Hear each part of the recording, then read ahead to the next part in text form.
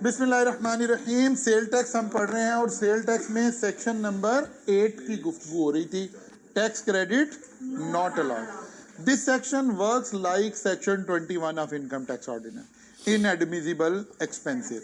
क्योंकि ये भी एक किस्म के हमें रिफंड मिलना है तो ये इनएडमिसिबल होता जा रहा है।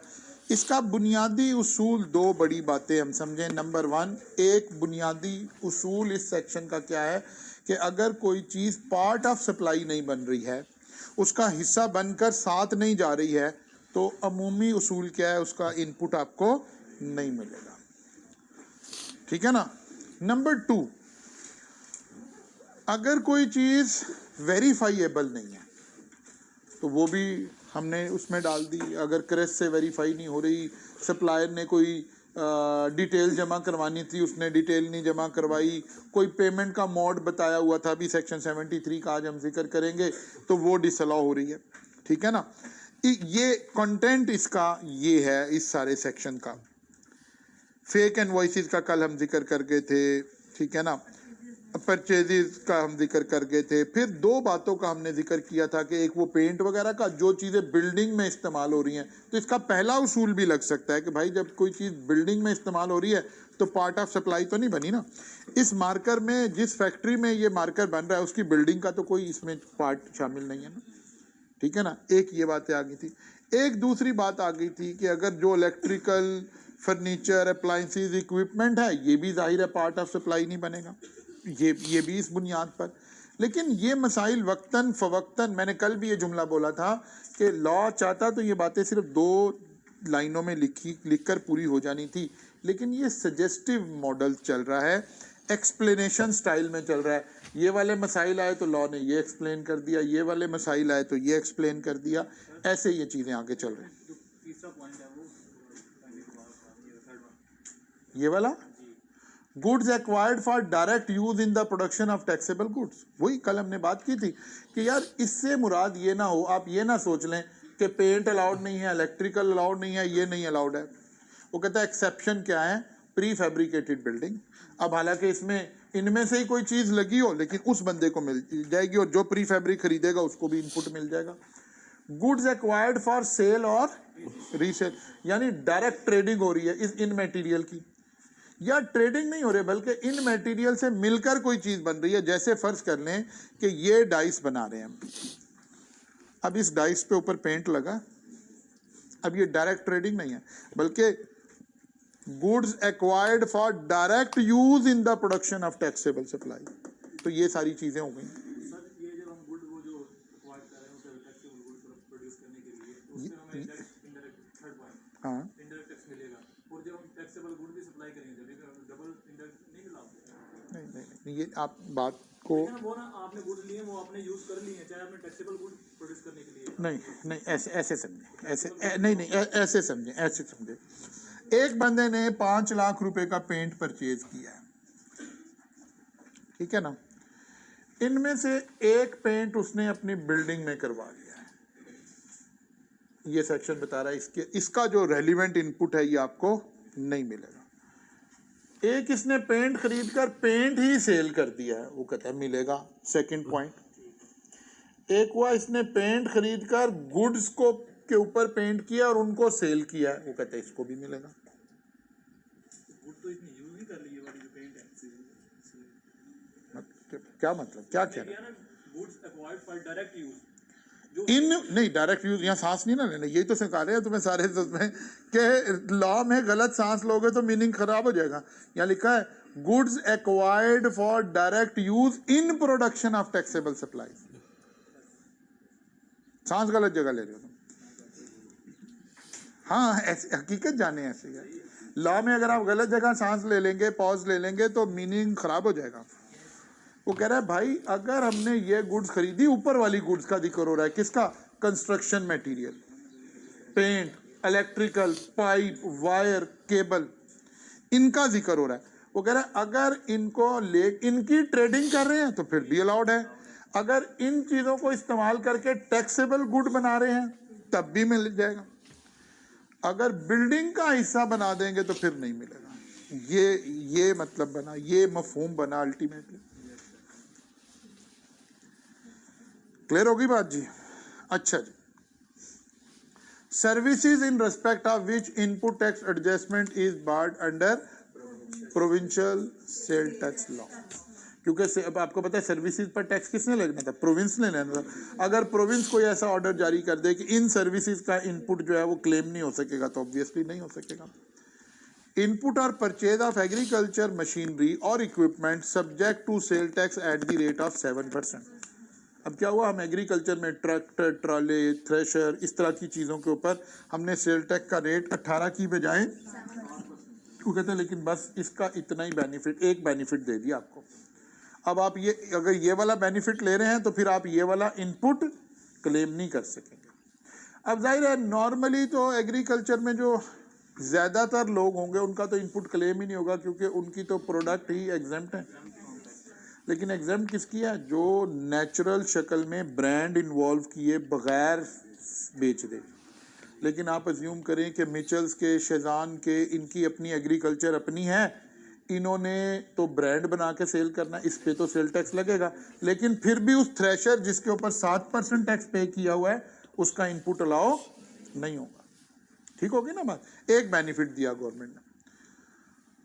Such goods and services which at the time of filing of the return by the buyer have not been declared by supplier in his return or he has not paid tax due as indicated in the return। वही कल वाली बात repeat हो रही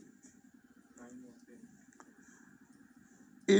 The input on goods or services relating to supply made to unregistered person on pro rata basis. On pro rata basis अभी हम कल numeric start करेंगे तो आपको समझ आएगा कि ऑन प्रोरेटा बेसिस का क्या मतलब है।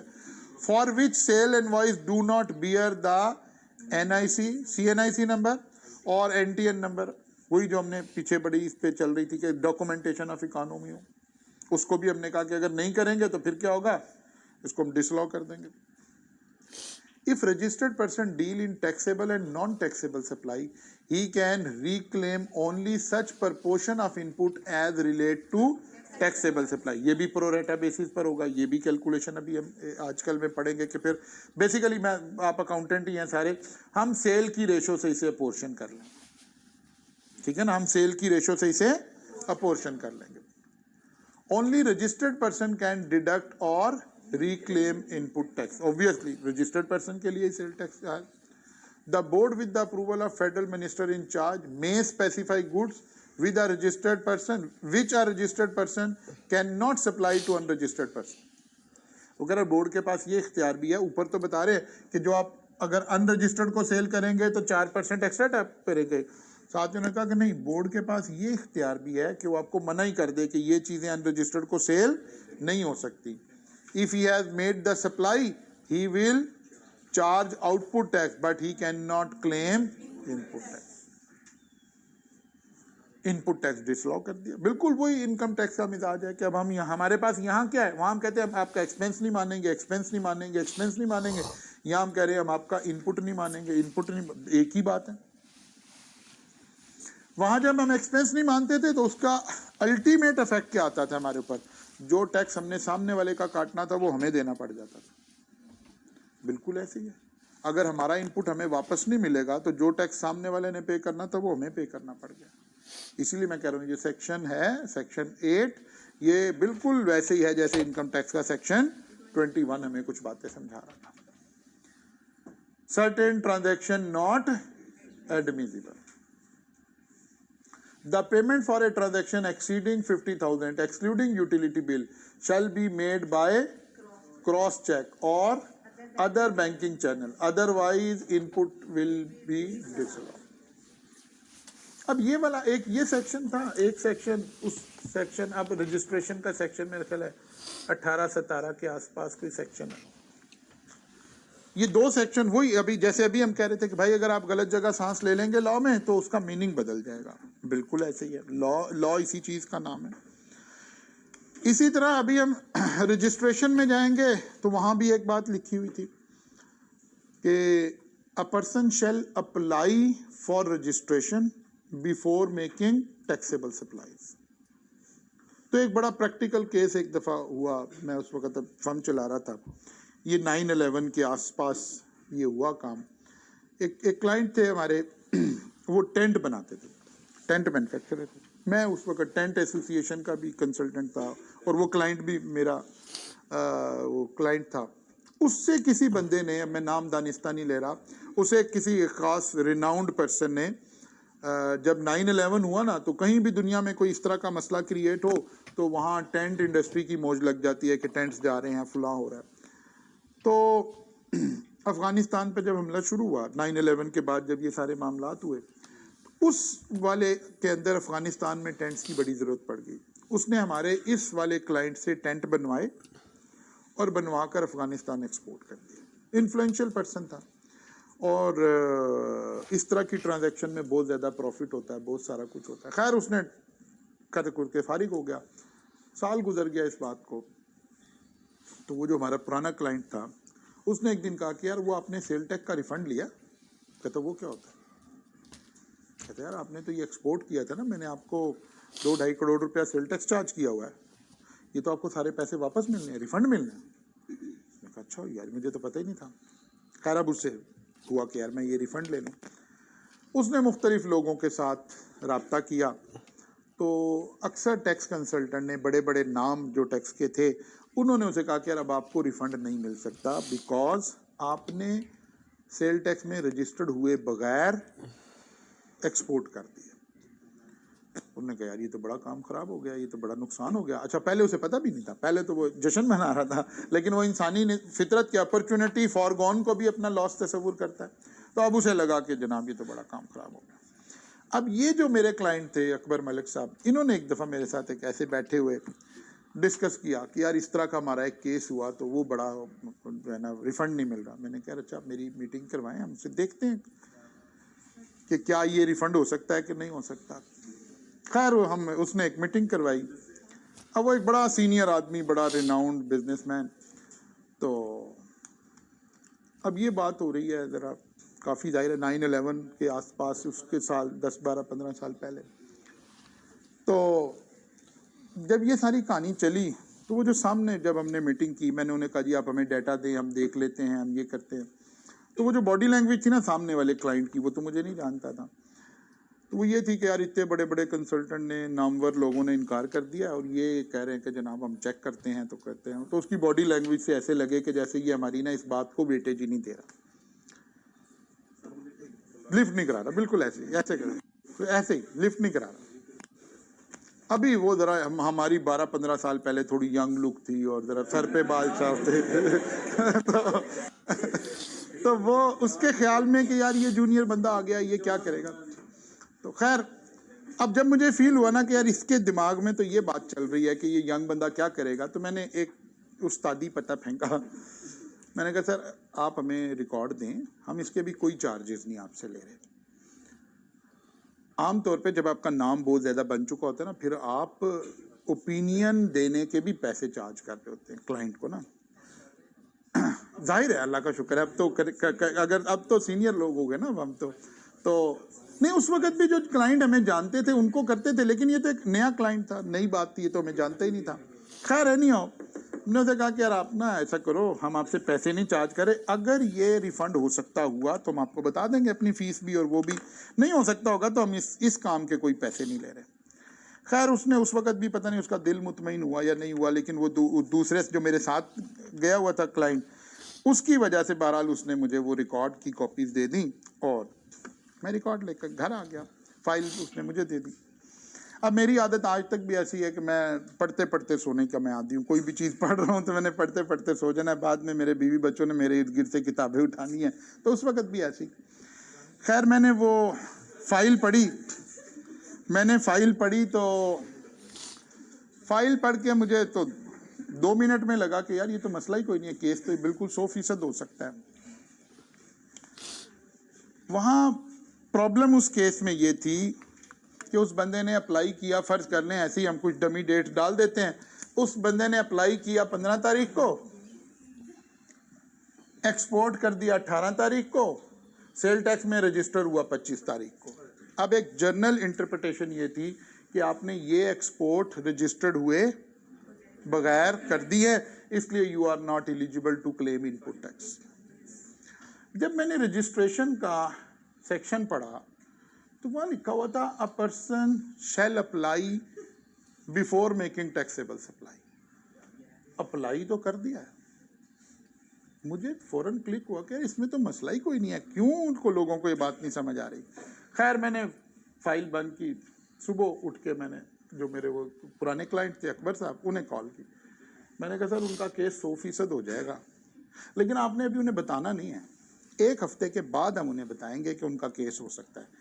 कहता है यार ये क्या बात हुई। मैंने कहा यार ये आपको नहीं समझ आएगी, ये ऐसे ही है, ये उस्तादी नुस्खा है, अभी नहीं उन्हें बताना। कहते ठीक है जनाब, जब आप कहेंगे तो फिर बताएंगे। खैर हमने हफ्ते 10 दिन गुजरने के बाद उनको कॉल की और उन्हें कहा कि यार आपका केस हो सकता है 100%, लेकिन इसमें मसाइल आएंगे थोड़े से, लेकिन हो जाएगा, लीगली आप अलाउड हैं। उन्होंने कहा जी मीटिंग करें जी। अब फिर वो अकबर साहब मेरे साथ चले गए, हम फिर मीटिंग पे बैठे हैं। अब वो बंदा सामने फिर बार बार मेरे से पूछे कि यार आप किन ग्राउंड्स पर कह रहे हैं कि ये हो जाएगा। फिर मैंने कहा सर अगर मैं आपको ग्राउंड्स बता दूंगा ना तो आप मेरे से केस नहीं कराएंगे, बिकॉज आपकी बॉडी लैंग्वेज लास्ट मीटिंग में भी यही थी कि यार मैं एक यंग बंदा हूँ तो आप किसी सीनियर से करवाएंगे, तो मैं अपना केस नहीं बताऊंगा आपको। हाँ ये मैं आपको कह रहा हूँ कि 100% आपका रिफंड हो सकता है। हाँ हमें थोड़ा खपना पड़ेगा, पहले रिफंड डिसअलाउ हो जाएगा, फिर हम अपील में जाएंगे क्योंकि लीगली हमें मिल सकता है।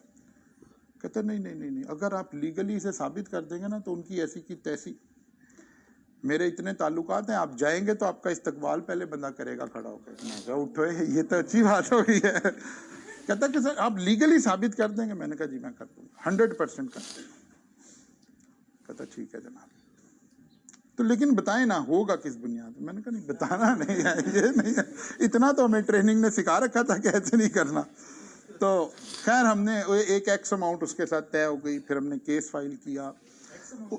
उसके अंदर बाद में ये वाला सेक्शन भी आया, मुझे इसीलिए यहाँ कहानी आपको सुना रहा हूँ कि खैर वही हुआ हमारा केस जनाब। उन्होंने हमें डिसअलाउ कर दिया। फिर उसके बाद हमने उसको दोबारा अपील में गए और अपील में जाके हमने लीगली साबित कर दिया कि हमने तो अप्लाई किया हुआ भाई, ये तो अप्लाई करने से पहले तो कोई काम नहीं हुआ। खैर हमारे हक में वो हुआ और वो सारे पैसे उसको रिफंड में। अभी बताता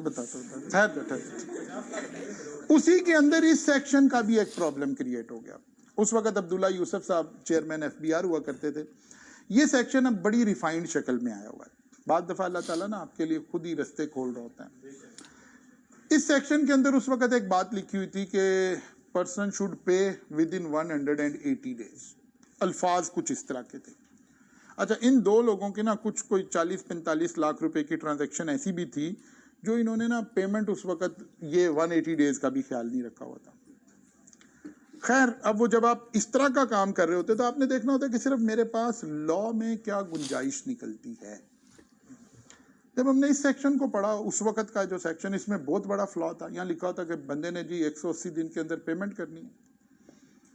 अब ये दोनों तो आपस में बड़े अच्छे कोलीग हैं, दोस्त हैं, आपस में बिजनेस कर रहे हैं। मैंने अकबर मलिक को कहा कि यार आप इन्हें ना एक रिसीविंग दे दें कि इन्होंने पेमेंट आपको चेक जमा करा दिया, एक चेक काटो और पेमेंट इन्हें दे दो। इन्होंने आपस में कैश दे लिया हुआ था। तो मैंने कहा आप इन्हें चेक दे दो। कहते उससे क्या होगा? मैं कहा वो बाकी काम संभाल लेंगे और हमें पता है क्या होगा। अब जब हम अपील में गए हमने कहा जनाब आप यहाँ लिखा हुआ कि पेमेंट कर दें, ये देखें ये रिसीविंग है, हमने ये चेक की कॉपी है, ये रिसीविंग है, इन्होंने पेमेंट कर दिया। बैंकिंग लॉ कहते हैं उसके पास 6 महीने का टाइम है, वो चेक जमा नहीं करा रहा, तो ये कहाँ लिखा हुआ कि चेक उसने जमा भी करवाना। अब उस वक्त के जो अल्फाज थे उसका यही मीनिंग था। फिर उन्हें ये सेक्शन रिवाइज करना पड़ा। यस इसी केस की वजह से ये सेक्शन रिवाइज हुआ। अभी बताते हैं हैं? और मेरा इस सेक्शन के इस केस की वजह से FBR में मेरी बड़ी नाम बन गया। और ये सेक्शन 2 दफ़ा रिवाइज हुआ। उस वक्त अब्दुल्ला यूसुफ साहब हुआ करते थे FBR के चेयरमैन।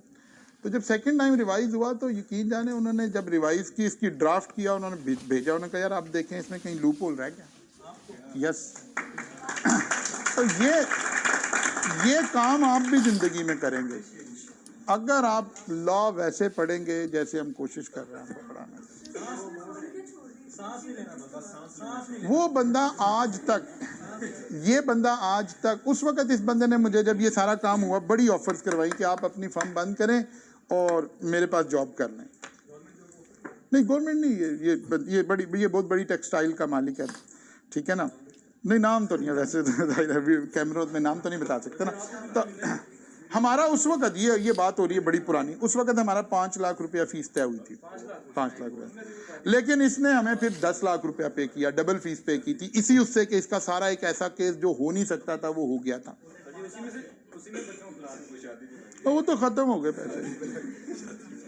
नहीं शादी तो हो गई थी मेरी उस वक्त, शादी में नहीं लगे थे, शादी में नहीं लगे थे। अच्छा जनाब, तो बात ये है, आपने सीखना ये है कि लॉ का सारा काम हम वो शायद मैंने शुरू के दिनों में आपको कायदे आज़म रहमतुल्लाह अलैह के कुछ वाक़यात सुनाए, ये आप भी कर रहे होंगे, ये आप भी कर रहे होंगे। ये अगर आप लॉ को उसके मिजाज से पढ़ेंगे तो बेसिकली होता क्या है, लेजिस्लेटर जितना मर्जी जोर लगा ले, 2 3 4 5 10 लोग बैठकर जब सोच रहे होंगे और जब 25 करोड़ अवाम पे वो अप्लाई होता है तो लॉ एकदम से इतना वसी हो जाता है कि फिर अलग अलग लोग उसके बखिए उधेड़ना शुरू करते हैं, फिर लॉ आहिस्ता आहिस्ता रिफाइन होता है। आज आप देखें क्या लिखा हुआ है, ये इसी के बाद चेंज होने के बाद आप इसकी शक्ल देखें। The payment for a transaction exceeding 50,000, excluding utility bill, shall be made by cross-check or other banking channel. Otherwise, input tax will be disallowed. Payment must be made from business bank account of buyer to business bank account of supplier. Bank account of both buyer and supplier should be declared to FBR at the time of registration. If the above condition are not fulfilled, buyer will not be entitled to claim input tax. अच्छा जी, अब अगर आप इसकी original, ये तो law ने वो हमने तो आसान करके लिखा ना, ओरिजिनल लैंग्वेज पढ़ेंगे ना तो फिर लॉ में जो अमेंडमेंट आई थी ना, फिर लॉ ने अमेंड ये किया था, payment should be cleared with in 180 days. उस वक्त गलती क्या रह गई थी, a person should pay with in 100।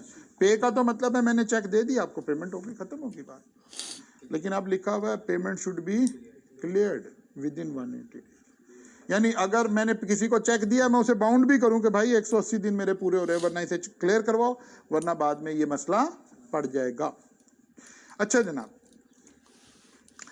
Section 73 is not applicable on registered person supplying goods to unregistered person. However supplier should deposit cash in his business bank account, क्योंकि जो unregistered person है उसको तो बाउंड नहीं ना कर सकते। तो कह रहा है कि अब उससे जो पेमेंट अगर आई भी है तो हम उस पेमेंट को उठा के बैंक में जमा करा दें तो फिर हमारा ये कंप्लाइंस जो है वो पूरा हो जाएगा। इसका मतलब है अगर सेक्शन 73 का कंप्लाइंस ना हुआ तो फिर भी आपको इनपुट नहीं मिलेगा। अगर कंप्लाइंस ना हुआ तो इनपुट नहीं मिलेगा। इनपुट ना मिलने की एक लंबी डिटेल हम सेक्शन 8 में पढ़ाए हैं और एक अहम बात सेक्शन 73 में आ रही है पेमेंट के लिए कि पेमेंट भी थ्रू कैसे होनी चाहिए, क्रॉस चेक होनी चाहिए। इसके बाद एक और बात आ गई सेक्शन 8A। एक 8 तो हमने पहले पढ़ लिया ना, input not allowed, not allowed, not allowed. 8A section भी जब हम प्रैक्टिस में आगे हुए थे, जब हम फर्म चला रहे थे, उसके दरमियान में ही हुआ ये इंट्रोड्यूस हुआ सेक्शन, और बड़ी हमने FBR के साथ इस सेक्शन के ऊपर बहसें की, बड़ी लड़ाइयाँ होती थी, लेकिन FBR बड़ा क्लियर था अपने स्टांस पे। ये एक सेक्शन क्या कर रहा है, joint and several liability of registered person in supply chain where tax unpaid, where a registered person receiving a taxable supply from another person is in the knowledge or has reasonable ground to suspect that some or all of the input tax in respect of any previous or subsequent supply would go unpaid, the burden of proof will be on department। पहले समझें आसान करके। वो कहता है अगर मैंने एक बंदे से पेमेंट ली है, ये वही फ्लाइंग इनवॉइसेस का कल जिक्र हो रहा था ना, उसी के तनाजुर में लेके मैंने एक बंदे से 5 लाख रुपए की परचेजिंग की है, 5 लाख का 18% लें, कितना आ गया, 90,000 रुपया सेल टैक्स बना। मैंने 5,90,000 पे कर दिया क्रॉस चेक से। ठीक है। अब इस बंदे ने टैक्स जमा नहीं करवाया, उस वक्त अभी सारी कंप्यूटराइजेशन नहीं हुई थी। अब तो कंप्यूटराइजेशन होगी ना, अब तो रिटर्न जमा करवाते वक्त ही पता चल जाता है सामने वाले ने टैक्स जमा करवाया या नहीं करवाया, वो क्रेस्ट की वजह से। ये वाला टाइम अभी वो नहीं था। उन्होंने कहा जी अगर सामने वाले ने टैक्स जमा ना करवाया तो आप भी जिम्मेदार हो, ज्वाइंटली एंड सेवरली लाइबल वाला कॉन्सेप्ट लगा दिया। तो हम कहते थे कि यार ये हम क्यों रिस्पॉन्सिबल हैं भाई, आपने हमें कहा क्रॉस चेक से पे करो, हमने क्रॉस चेक से पे कर दिया। आपने कहा जी रजिस्टर्ड होना चाहिए, तो ये तो सामने वाले का कसूर है। तो वो FBR ये बात तस्लीम नहीं करता था, कहता था नहीं भाई आप उससे बिजनेस कर रहे हैं तो आपको भी पता होना चाहिए कि सामने वाला बंदा अगर फ्रॉडिया है तो अगर फ्रॉड हुआ FBR के साथ तो आप भी रिस्पॉन्सिबल होंगे। आज इस सेक्शन की कोई ऐसी खास ज़रूरत नहीं है, क्योंकि क्रैश सिस्टम अब आपको फॉरन इनवॉइस टू इनवॉइस क्या करके दे देता है, मैच करके दे देता है। अच्छा, जो पकड़ा जाए, सेवरली का तो मतलब है ना, ज्वाइंटली एंड सेवरली का तो क्या मतलब होता है, जो पकड़ा जाए उससे पैसे रिकवर करेंगे। अगर आप पकड़े गए आपसे रिकवर हो जाएंगे। हाँ वही जो पार्टनरशिप में हमने उसूल पढ़ा हुआ है, वही वाला उसूल। जब भी ज्वाइंटली एंड सेवरली का मतलब है फिर वही उसूल लगा। Adjustable input tax. लें जी, अब न्यूमेरिक की असल कहानी शुरू होने जा रही है। दो अहम बातें, एक 8B और एक सेक्शन 9। हमने कहा जब भी ये लफ्ज़ बोल रहे थे क्लास में, हम बार बार एक लफ्ज़ बोलते थे कि यार अभी हम आपको मोटी मोटी बात समझा रहे हैं, कि आउटपुट में से इनपुट माइनस कर लें। लेकिन ये सेक्शन हमें अब रिफाइन करके बात बता रहा है। पहली बात तो है कि सारा इनपुट नहीं क्लेम हो सकता। जो सेक्शन 8 की वायलेशन वाला इनपुट है वो तो वैसे ही डिसअलाउ हो गया, वो तो अलाउ ही नहीं हुआ। जो सेक्शन 73 का है वो भी इनएडमिसिबल हो गया। अब बाकी जो बचा है वो कहता है कि भाई आपने ना ऐसे नहीं करना कि आप सारा ही एडजस्ट कर लें, बल्कि क्या लिखा हुआ है, अ registered person other than public limited companies listed on Pakistan stock exchange shall not be allowed to adjust input in a tax period exceeding 90% of output tax। क्या मतलब हुआ, फर्ज करें एक बंदा है, उसका आउटपुट टैक्स जो है वो 5 लाख है, चलो जी 5 ही कर लेते हैं। इनपुट टैक्स फर्ज करें वो 5,70,000 है, लेट्स से। अब आपने ये नहीं सोचना कि इनपुट से आउटपुट कैसे ज्यादा हो सकता है, बिल्कुल हो सकता है। ऐसा भी हो सकता है हमारा 1 महीने में खाली इनपुट हो, आउटपुट हो ही ना, अभी हमने चीजें खरीदी हैं, बेचनी शुरू नहीं की। हाँ, जरा ऐसे समझे, हम कंटिन्यूसली चीजें खरीदते जा रहे हैं और बेचते भी जा रहे हैं। ये नहीं है कि मैंने जो मटेरियल इस मार्कर को बनाने के लिए खरीदा है, जब उसी मटेरियल से चीज बन के सेल होगी, नहीं। जो पहले से बने हुए मार्कर थे वो इस महीने सेल हुए हैं, तो मेरी परचेज और मेरी सेल अलग अलग एलिमेंट है। तो कभी मेरा इनपुट ज्यादा हो सकता है, कभी मेरा आउटपुट ज्यादा हो सकता है, ये कोई शर्त नहीं है। वो कहता है लेकिन आपने ना ऐसे नहीं करना कि जी 5 लाख आपने आउटपुट है, इनपुट आपका 5,70,000 है, तो आप अपना 5 लाख अपने पास रखें और गवर्नमेंट की इस महीने हो जाए छुट्टी, बल्कि 70,000 गवर्नमेंट ने अभी आपका पे करना हो। वो कहता है ऐसे नहीं होगा, बल्कि आपने क्या करना है, आप जो इनपुट क्लेम कर सकते हैं ना, वो इसका 90%, आप 4.5 लाख रुपया जो है वो इनपुट माइनस करेंगे आउटपुट में से, ठीक है। गवर्नमेंट को 50,000 पे करेंगे और जो आपने गवर्नमेंट से लेना है, इन दो का डिफरेंस लें, 1,20,000, ये कैरी फॉरवर्ड कर ले, अगले महीने जाकर क्लेम कर ले।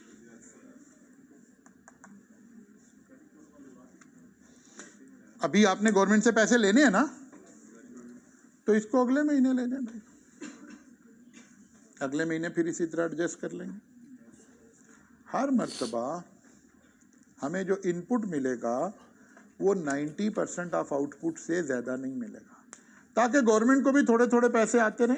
मतलब आपका टाइम लैग क्रिएट हुआ है, आपका डिसअलाउ थोड़े किया हमने, टाइम लैग क्रिएट हो गया, यार इस महीने नहीं भाई अगले महीने ले लेना, फिर अगले महीने ले लेना, ऐसे चलते रहेंगे ताकि थोड़े थोड़े पैसे गवर्नमेंट को भी जाते रहे। और हो सकता है एक नेचुरल बिजनेस ऐसे चल रहा हो कि भाई आपका ये 6 लाख हो तो फिर इसका 90% लेकर देख लें। 90% तक अलाउ होगा, 90% से ज्यादा एक दफा में अलाउ नहीं होगा। 5,40,000 तो 30,000 अगले महीने ले जाएंगे। और हो सकता है 90% हमारा 5,70 से ऊपर वाली फिगर बढ़ाते जाते हैं, ऊपर हो गया 10 लाख तो सारा एडजस्ट कर लें, क्योंकि अब गवर्नमेंट को पैसे जा रहे हैं। A registered person shall not be allowed to adjust input tax in a tax period exceeding 90% of output tax. पहला उसूल। Excess input shall be carried forward to the next period and shall be considered as input for that period. The board may prescribe procedure for refund. कि भाई कब तक आप carry forward करेंगे। अगर एक वक्त के बाद आपको कहेंगे अच्छा यार ये आप अपने पैसे क्या ले लें, रिफंड ले लें, वापस ले लें, गवर्नमेंट वापस भी दे देती है। अभी आगे पढ़ते हैं। 6 मंथ है वैसे। Input tax on fix asset capital good shall not be restricted to. वो कहते हैं अच्छा एक और है, अभी हम चैप्टर 8 में पढ़ कर आए ना, सेक्शन 8 में बातें पढ़ कर आए, वहां हमने कुछ बातें पढ़ी हैं और वो बातें हैं कि भाई किस पर इनपुट मिलेगा किस पर नहीं मिलेगा। तो एक ओवरऑल कॉन्सेप्ट बन रहा है कि जो पार्ट ऑफ सप्लाई नई चीज बन रही उसके ऊपर इनपुट, जो पार्ट ऑफ सप्लाई नहीं बन रही उसके ऊपर इनपुट नहीं मिलेगा। इसकी एक एक्सेप्शन है प्लांट एंड मशीनरी। जो प्लांट एंड मशीनरी है उसके ऊपर इनपुट मिलेगा आपको। हालांकि plant and machinery part of supply तो नहीं ना बनेगा, लेकिन नहीं, सप्लाई का एक बड़ा अहम हिस्सा है वो कहते हैं यार जब आप मशीन के ऊपर आपने कोई सेल टैक्स पे किया है ना, आपने मशीन इंपोर्ट किया या खरीदी है, वो कहते हैं इसके ऊपर 90% वाला उसूल नहीं लगा रहे। अगर ये आपका सारा एडजस्ट होता है सारा कर लें, कोई बात नहीं। Input tax on fix asset capital good shall not be restricted to 90% of output. अब इस फिक्स गुड्स में क्या चीजें, सिर्फ 3 चीजें। नंबर 1 प्लांट एंड मशीनरी, ठीक है ना, यानी जिसके ऊपर प्रोडक्शन हो रही होगी। नंबर 2 2 चीजें हमें इस एक्सेप्शन से मिलेंगी जो यहां हम पढ़ कर आए, प्री फैब्रिकेटेड बिल्डिंग, क्योंकि इसके ऊपर भी डिसअलाउ नहीं किया ना, अब ये फिक्स एसेट में आ जाएगा। और एक ये कैश रजिस्टर पर आता, इलेक्ट्रॉनिक कैश रजिस्टर। एक direct plant and machinery, examiner ने तो 90% आपको ये कहना है मशीनरी इंपोर्टेड, इसके ऊपर मिलेगा हमें टैक्स, ठीक है ना। जाहिर है मशीनरी कैपिटल गुड्स में शुमार होगा। 2 और चीजें आ सकती हैं, एक प्री फैब्रिकेटेड बिल्डिंग और एक कैश रजिस्टर जो यहां से क्रिएट हो रहा है। और इनके ऊपर जो टैक्स मिलेगा वो हमें 100% मिल सकता है अगर हमारे आउटपुट में गुंजाइश है। मिलेगा तो जब ही ना जब आउटपुट में गुंजाइश होगी। तो मसलन इस महीने में हमारे सेल बहुत ज्यादा है, परचेजेस नहीं थी, हमारे पास आउटपुट काफी ज्यादा पड़ा हुआ है, वो कहते हैं ये 100% एडजस्ट कर लें, इसके ऊपर 90% वाला उसूल लगाने की जरूरत नहीं है। Where input tax is restricted up to 90% of output tax and adjustment और refund will be allowed to a registered person, वही 6 महीने के बाद। अच्छा अब कुछ प्रॉब्लम में लोग आ गए, कुछ जब ये उसूल बनाया ना एफबीआर ने, तो कुछ इंडस्ट्री ने कहा यार हमारा तो 10% वैल्यू एडिशन ही नहीं है। इस बात का क्या मतलब हुआ? इस बात का मतलब ये हुआ कि जो हम एक चीज खरीदते हैं ना, फर्ज किया अभी बगैर सेल टैक्स की वैल्यू बोल रहे हैं, वो कहता है यार हम 1 लाख रुपए की चीज खरीदते हैं और इसे 1,05,000 की बेच देते हैं। जब 1 लाख की खरीदी तो 18,000 रुपया सेल टैक्स बना, जब ये बेची तो इसका 18% ले देना।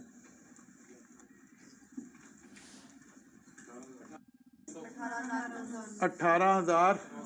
वो कहता है यार देखो ये तो हो रहा था ना कि लैग क्रिएट हो रहा था, चीज अभी बिकी नहीं। आप 1 यूनिट से समझें, ये यूनिट मैंने खरीदा, ये बेच दिया, अब मेरे पास स्टॉक तो और कोई नहीं है। वो कहता है अगर मैं आपका उसूल मानूं 18,900 मेरा आउटपुट है, इसका 90% लें,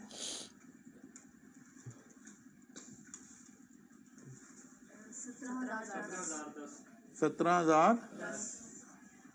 वो कहता है भाई मैं बाकी कैसे क्लेम कर सकता हूँ, मैं तो इस कंडीशन पे कभी मैंने चीज खरीदी बिक गई ना, मेरा तो ये एडजस्ट हो जाना चाहिए था। वो कहता है मेरा इसलिए नहीं एडजस्ट हुआ, जो मेरी वैल्यू एडिशन है ना वही 10% से कम है, तो मेरा तो ये वाला टैक्स कभी भी नहीं क्लेम हो सकता।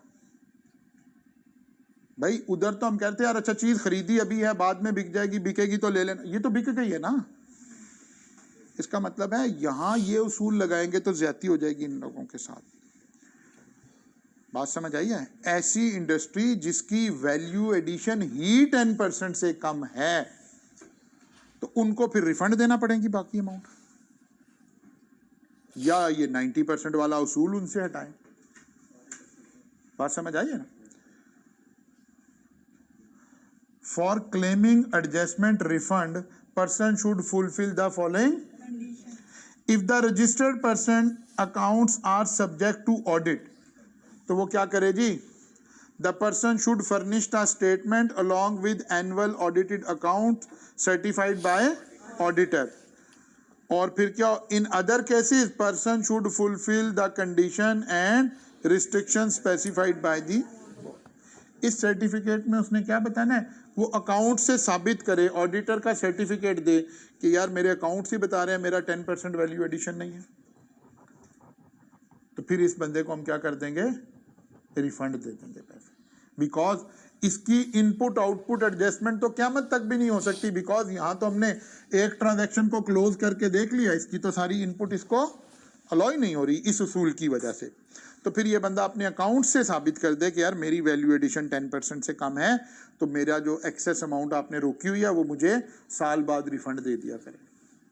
हर महीने रोकते रहे, जैसे अब यहाँ कितने पैसे रुक गए?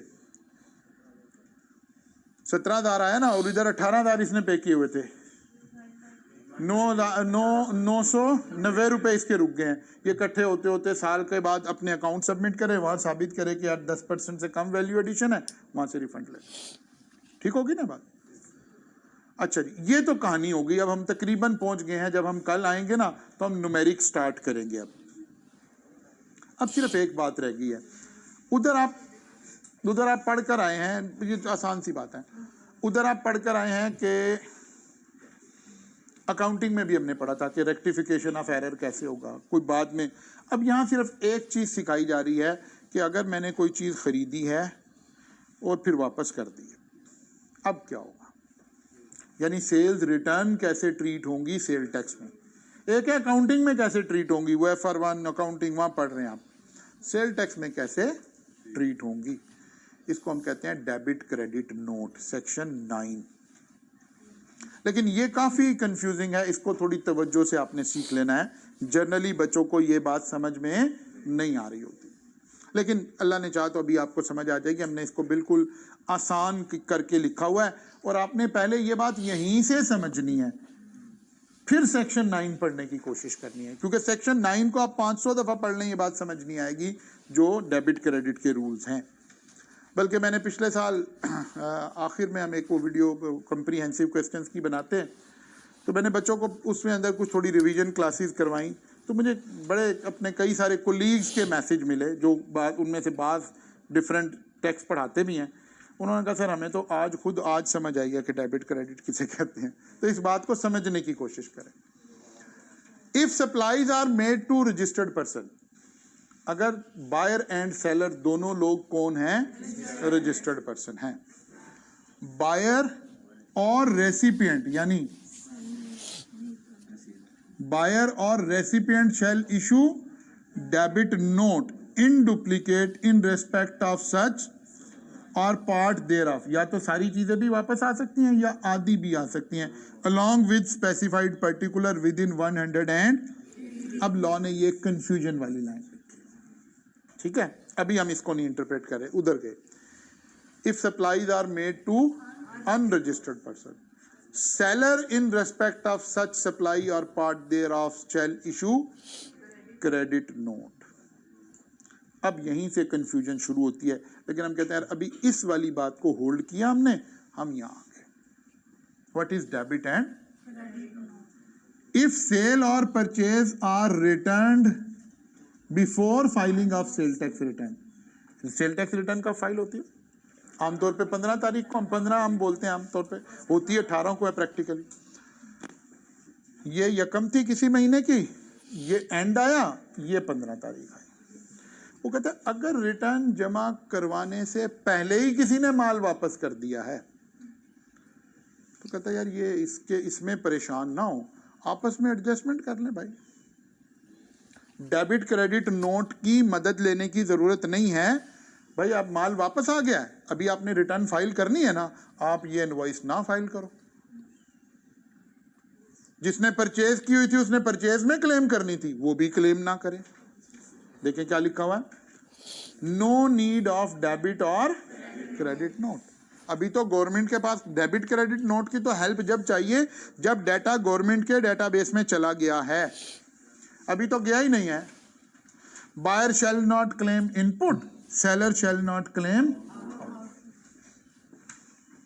बात समझ आ गई? वो कहते हैं यार आपस में एडजस्ट कर ले, उसे बता दे कि यार आप भी ना क्लेम करना, मैं भी नहीं क्लेम करता। हम जब ये क्लेम ही नहीं करेंगे तो गवर्नमेंट को कोई इतराज नहीं होगा। लेकिन अगर रिटर्न चली गई है, मैंने सेल डिक्लेयर कर दी है, आपने भी परचेजेस में परचेज डिक्लेयर कर दी थी, अब चीजें वापस करनी पड़ गई। अब गवर्नमेंट के रिकॉर्ड में चीज आ गई है और हम कह रहे हैं वापस आ गई। अब गवर्नमेंट हमारे ऊपर कोई चेक एंड बैलेंस लगाना चाहती है। Debit note is required to record return. वो कहते हैं अब डेबिट नोट से ये काम होगा। इफ बायर हैज रिटर्न और कैंसल्ड आ, बायर शैल इशू डेबिट। लेकिन इस बात को इस स्लाइड में फिर मैंने थोड़ा टेकअप किया और एक्सप्लेन करने की कोशिश की। Sales return, buyer will issue sales return, buyer will issue कब? जब वो भी रजिस्टर्ड पर्सन था, क्योंकि सेल टैक्स का डॉक्यूमेंट तो वही इशू कर सकता है ना जो रजिस्टर्ड है। बायर कौन है? अगर मैं अपने बिजनेस के एंगल से देखूं तो मेरा कस्टमर है। अगर कहीं लिखा हो customer will issue debit note, debit note issued by customer means sales return. ठीक है, नीचे एक लफ्ज लिखा है खरीदार ही चीज वापस करेगा और वही डेबिट नोट जारी करेगा। ठीक है ना? जो बायर है ना, he will issue the note, debit note. ठीक है, इसका मतलब है जब सेल रिटर्न हो रही होंगी तो लफ्ज एग्जामिनर क्या यूज कर रहा होगा? Debit note issued by customer. उसने नहीं हमें बताया सेल्स रिटर्न हुई है, हमें समझ आनी चाहिए सेल्स रिटर्न हुई है। और हम कब खरीदार हैं? जो चीजें हमने खरीदी हैं, परचेजेस। फिर कहेगा company will issue debit note. अब यहां असल कंफ्यूजन है, मैं आपको क्लियर करता हूं। Debit note issued by company means purchase return. अब बच्चों के जहन में, टीचर्स के जहन में, जो जरा डिटेल में नहीं पढ़े, उनके जहन में पता क्या बात है? अगर परचेजेस रिटर्न डेबिट से हो रही हैं तो सेल डेबिट से हो रही हैं तो वो क्रेडिट से हो रही हैं। ऐसा नहीं है। सेल रिटर्न भी थ्रू डेबिट नोट हो रही है, परचेज रिटर्न भी थ्रू डेबिट नोट हो रही है। फर्क सिर्फ इतना है कौन डेबिट नोट इशू करेगा। खरीदार डेबिट नोट इशू करेगा अगर वो रजिस्टर्ड पर्सन है तो। हम जिस कंपनी की रिटर्न बना रहे हैं ना, वो भी रजिस्टर्ड है, सामने वाला भी रजिस्टर्ड है। जो चीज हमने सेल की है तो जो हमारा कस्टमर है वो डेबिट नोट इशू करेगा। हमने जिससे चीजें खरीदी हैं, अब किसी की सेल है, हमारी परचेज है, अब हम बायर हैं इस वक्त। अगर ये चीज वापस करनी है तो हम डेबिट नोट इशू करेंगे। परचेज की सूरत में भी डेबिट नोट इशू हो रहा है, सेल रिटर्न भी डेबिट नोट से रिकॉर्ड हो रही है, परचेज रिटर्न भी डेबिट नोट से रिकॉर्ड हो रही है। Actually this is the main confusion point. Examiner कैसे कंफ्यूज करता है, मैंने सेकंड वाली लाइन दोनों में लिखी है। एग्जामिनर ये वाली बात करेगा, debit note issued by customer, हमने फौरन समझना है ये सेल रिटर्न की बात हो रही है। कहता है debit note issued by the company, इसका मतलब है परचेज रिटर्न की बात हो रही है। खरीदार ही डेबिट नोट इशू करेगा। बात समझ आ रही है? अब कल का लेक्चर मिस नहीं करना। मेन क्लाइमैक्स हमारा 18 नंबर का पूरा एक सवाल, जिसमें से अल्लाह ने चाहा हम 18 में से 18 ही सिक्योर कर रहे होंगे इंशाअल्लाह ताला। ठीक है ना, वो कल हम आगाज करेंगे इंशाल्लाह ताला। टेस्ट का सिलेबस, इस वीक का टेस्ट कब होना है? बड़ी जल्दी सिलेबस पूछ रहे थे। मेरा ख्याल है जो सेल टैक्स की हमने डेफिनेशंस वाला पोर्शन पढ़ा है ना, इसी का टेस्ट ले लेते हैं ताकि आप यहाँ तक याद कर लें। यही कर ले ताकि ये साथ साथ याद करना है ना। वो जो हमने manufacturer, wholesaler, distributor, time of supply, value of supply, ये वाले जो गर्दान पड़ी है ना, कॉटेज इंडस्ट्री, इसी का टेस्ट होगा, ठीक है ना। यानी आप ऐसे समझे, हम अभी स्लाइड नंबर 47 पर हैं, लेकिन अभी हम इसमें से सेक्शन 8 वाली बात नहीं कर रहे, 8, 9, 73 इसकी बात नहीं कर रहे। इससे पहले जो हमने सारी डेफिनेशंस का पोर्शन है ना, सिर्फ उसका टेस्ट होगा अपना। डन हो गया, कल मुलाकात होगी इंशाल्लाह।